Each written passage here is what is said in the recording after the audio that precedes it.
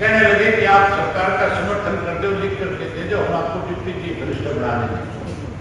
मैं बोला किसी और ने राजी कर दो, मैं तो बनूंगा तो चीफ मिनिस्टर बनूंगा, नहीं खड़ा डंडा लेकर।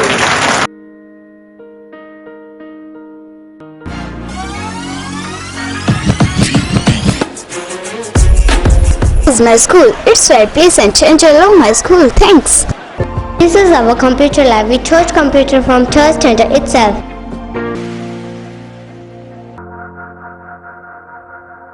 This is a school where my dream come true. नमस्कार। इस वक्त की एक बहुत बड़ी और अहम अपडेट आ रही है कि अभय सिंह चौटाला ने एक बहुत बड़ा खुलासा जो है वो किया है। दरअसल आपको बता दें कि कार्यकर्ता मीटिंग जो है वो जींद में रखी गई थी। जींद के कार्यकर्ताओं की मीटिंग जो है वो अभय सिंह चौटाला ले रहे थे। जिस प्रकार से पूरे हरियाणा प्रदेश में अलग अलग जगहों पर जा करके, अलग अलग विधानसभा क्षेत्र में जा करके कार्यकर्ताओं की मीटिंग कर रहे हैं, तो उसी के संदर्भ में अभय सिंह चौटाला जो है वो जींद में कार्यकर्ताओं की मीटिंग ले रहे थे। और जब अभय सिंह चौटाला का संबोधन आया तो संबोधन में जो है वो अभय सिंह चौटाला ने एक बहुत बड़ा खुलासा जो है वो कर दिया है। दरअसल खुलासे की अगर बात करें तो अभय सिंह चौटाला ने साफ तौर पे कहा है कि जननायक जनता पार्टी और भारतीय जनता पार्टी का गठबंधन टूटा, तो गठबंधन टूटने के तुरंत बाद जो है वो भारतीय जनता पार्टी के शीर्ष नेता जो है वो उनके पास आए और उनको जो है वो भारतीय जनता पार्टी की सरकार को समर्थन करने का जो है वो आह्वान किया। और उनका साफ तौर पे ये भी कहना था कि भारतीय जनता पार्टी के तमाम नेता ये भी जो है वो शर्त लेकर के आए थे, ये ऑफर भी लेकर के आए थे कि अगर अभय सिंह चौटाला लिखित में भारतीय जनता पार्टी को समर्थन दे देते हैं, सरकार में हिस्सेदारी कर लेते हैं, तो उनको उप मुख्यमंत्री का पद भी जो है वो दे दिया जाएगा। तो ऐसे में अभय चौटाला ने साफ तौर पे कहा कि उनकी ओर से इस प्रपोजल को, इस ऑफर को रिजेक्ट कर दिया गया। और अभय चौटाला ने साफ तौर पे कहा कि वो उप मुख्यमंत्री नहीं बनने वाले हैं और वो जो है वो सीधा मुख्यमंत्री बनेंगे और आपके डंडा दे करके मुख्यमंत्री बनेंगे। इस तरह का खुलासा जो है वो अभय चौटाला ने जींद की पांडु पिंडारा की महान धरती पे जो है वो किया है। मेरे पास भारतीय जनता पार्टी की तरफ से एक बड़े जिम्मेवार व्यक्ति को भेजा गया और आपको आकर के मुझे मिल करके कहने लगा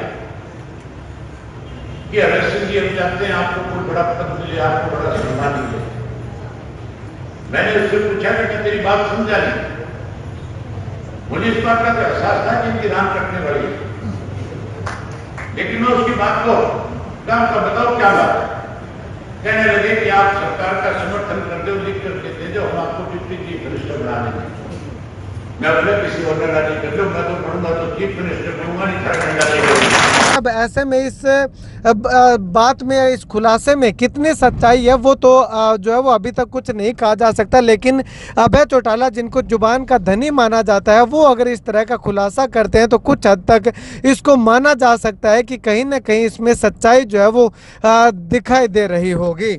अब ऐसे में इस बारे में जब अभय चौटाला का ये बयान लगातार वायरल हो रहा है तो इस पे जो है वो भारतीय जनता पार्टी का तमाम नेतृत्व या भारतीय जनता पार्टी का शीर्ष नेतृत्व जो है वो इस खुलासे पे जो है वो क्या कुछ कहता है। क्या वो अभय सिंह चौटाला के पास प्रपोजल लेकर के गए थे या नहीं गए थे, वो उनका जो है वो प्रतिक्रिया आनी बाकी है। जैसे ही उनकी कोई प्रतिक्रिया आती है तो उसके बाद जो है वो ये क्लियर हो पाएगा। लेकिन जो भी हो, कुछ भी हो, अभय सिंह चौटाला ने जो है वो ये खुलासा करके जो है वो कार्यकर्ताओं में एक बहुत बड़ा जोश, जज्बा और जुनून भरने का काम जो है वो जरूर कर दिया है कि उप मुख्यमंत्री का पद जो है वो उन्होंने ठुकरा दिया। जिस प्रकार से विधायक पद जो है वो ठुकराया था, किसान आंदोलन के चलते जो है वो इस्तीफा दिया था, उसके बाद जो है वो तमाम उन्हीं किसानों के हितों को ध्यान में रखते हुए भारतीय जनता पार्टी के साथ समर्थन करने की बजाय जो है वो उन्होंने बिना उप मुख्यमंत्री के ही